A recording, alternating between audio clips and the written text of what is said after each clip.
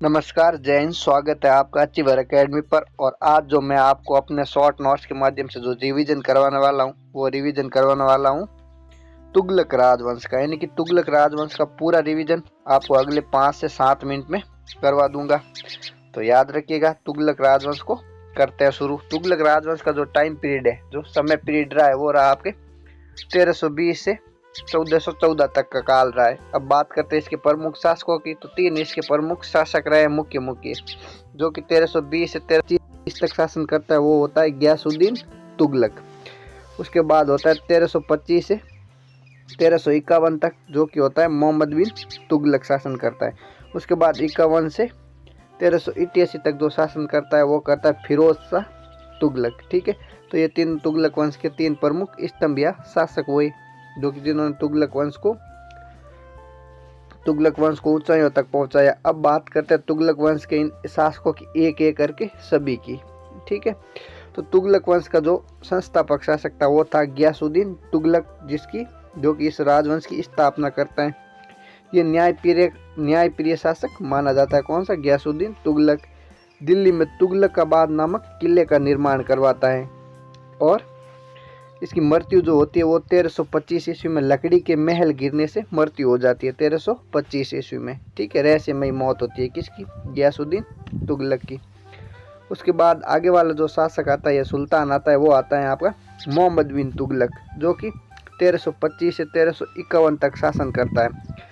और ये सल्तनत काल का जो है सबसे शिक्षित शासक था, सबसे दूरदर्शी सुल्तान था। और ये अपनी साहसी योजनाओं के लिए प्रसिद्ध है। ठीक है, तो इसने 3 काम प्रमुख किए। हालांकि इसकी 4 योजनाएं थी, लेकिन 3 मुख्य पढ़ी जाती हैं। तो पहला है जो राजधानी परिवर्तन है, दूसरी योजना है सांकेतिक मुद्रा का प्रचलन करना, और तीसरी दोआब में कर वृद्धि।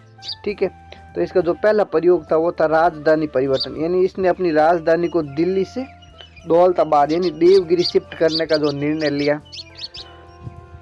ये योजना भी इसकी असफल रही, क्योंकि इसने यहाँ से दिल्ली से जो है वो प्रशासन तंत्र को, दिल्ली की जनता को देवगिरी स्थापित किया, लेकिन वहाँ पर जाने में भारी खर्च आया, जिसके कारण ये योजना इसकी विफल हो गई। दूसरी जो इसकी योजना थी वो सांकेतिक मुद्रा, यानी इससे जो चांदी के जो सिक्के चलते थे उन सिक्कों को तांबे में सिक्कों में बदल दिया, जिसके कारण भी लोगों ने जाली नोट मार्केट में भर दिए, यानी घर पे सिक्के डालने शुरू कर दिए। तो उसके कारण ये योजना भी इसकी असफल रही। उसके बाद इसने दोआब में कर वृद्धि की, यानी गंगा यमुना का जो दोआब का मैदान है वहाँ पर इसने करों की वृद्धि की, जिससे इसको किसानों का विरोध सहन करना पड़ा। और जिस वर्ष इसने वृद्धि की उस वर्ष अकाल पड़ा, तो फिर इसको और ज़्यादा विरोध सहन करना पड़ा।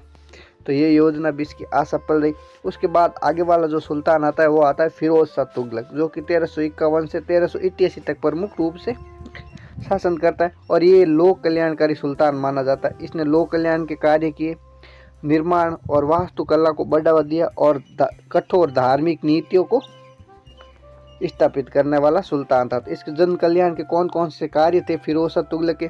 तो नहरों का निर्माण करने वाला सुल्तान कौन था? तो वो था आपका फिरोज शाह तुगलक। पहला क्वेश्चन यही आता है। उसके बाद इसने कई शहर बसाए, जैसे फिरोजाबाद शहर, जैनपुर नगर, हिसार हरियाणा का। तो ये नए नगर बसाने का काम आपके फिरोज शाह तुगलक ने किया।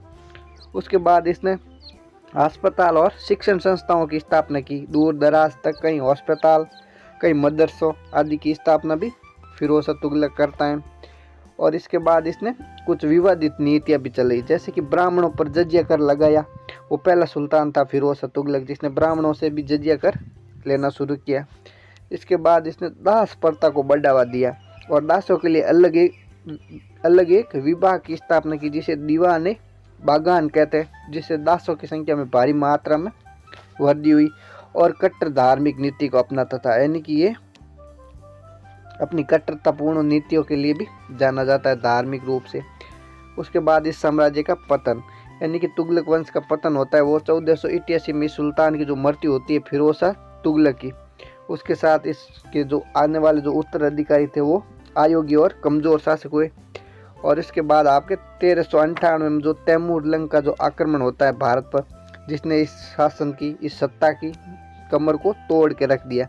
और दिल्ली को तुगलक जो है तैमूर जो है वो खूब लूट मार करता है, अंतिम प्रहार करता है और इस वंश को ख़त्म कर देता है। ठीक है, तो मंगोल शासक जो कि तैमूर ने दिल्ली को बुरी तरह से लूटा आपके 1398 के आक्रमण के समय, और इस आक्रमण के साथ दिल्ली सल्तनत कमज़ोर हुई और तुगलक वंश 1414 में जाते जाते समाप्त हो गया। ठीक है, अब रैपिड फायर रिवीजन करते हैं वापस, यानी कि PYQ का एक बार रिवीजन कर लेते हैं। तो राजधानी परिवर्तन करने वाला सुल्तान मोहम्मद बिन तुगलक था, जो कि दिल्ली से दौलताबाद शिफ्ट करता है। सांकेतिक मुद्रा का जो प्रचलन किया वो भी आपके मोहम्मद बिन तुगलक ने किया। सिंचाई के लिए नहरों का निर्माण करने वाला शासक फिरोज शाह तुगलक था। तैमूर का आक्रमण 1398 में होता है और तुगलकाबाद नाम के किले की जो नींव है वो रखता है गयासुद्दीन तुगलक, और तुगलक वंश का जो संस्थापक है वो भी आपका गयासुद्दीन तुगलक को माना जाता है। Thank you so much.